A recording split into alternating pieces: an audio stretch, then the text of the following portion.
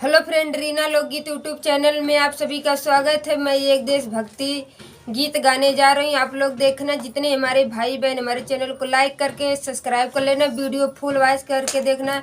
जितने लोग हमारे देश के लिए शहीद हुए उनके ऊपर मैं ये गीत बनाई हूँ। आप लोग फुल सपोर्ट बनाए रखना प्लीज़। उस गाना को फुल वॉच करके देखना प्लीज़। लहर लहर लहराई हो मोरा झंडा तिरंगा, लहर लहर लहराई हो मोरा झंडा तिरंगा। झंडा के नीचे सुभाष चंद्र बोस का फोटो, झंडा के नीचे सुभाष चंद्र बोस का फोटो। उनके लिए लहराई हो हमारा झंडा तिरंगा, उनहु के लिए लहराई हो हमारा झंडा तिरंगा।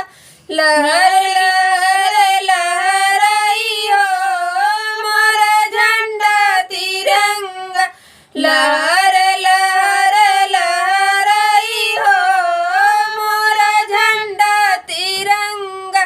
झंडा के नीचे भगत सिंह का फोटो, झंडा के नीचे भगत सिंह का फोटो।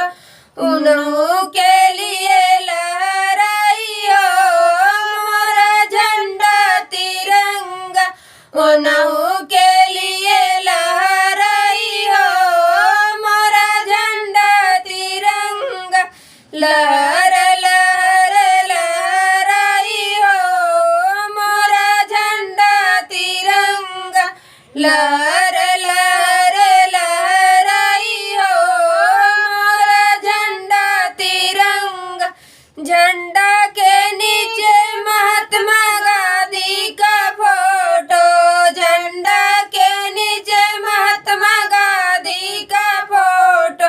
उन्हों के लिए लहराई हो हमारा झंडा तिरंगा, उन्हों के लिए लहराई हो हमारा झंडा तिरंगा।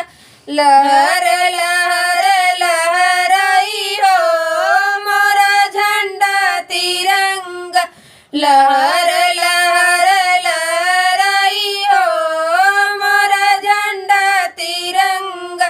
झंडा के नीचे जवाहरलाल नेहरू का फोटो, झंडा के नीचे जवाहरलाल नेहरू का फोटो। उन्हों के लिए लहराई हो हमारा झंडा तिरंगा, उन्हों के लिए लहराई हो मोरा झंडा तिरंगा। लहर लहर लहराई हो मोरा झंडा तिरंगा, लहर लहर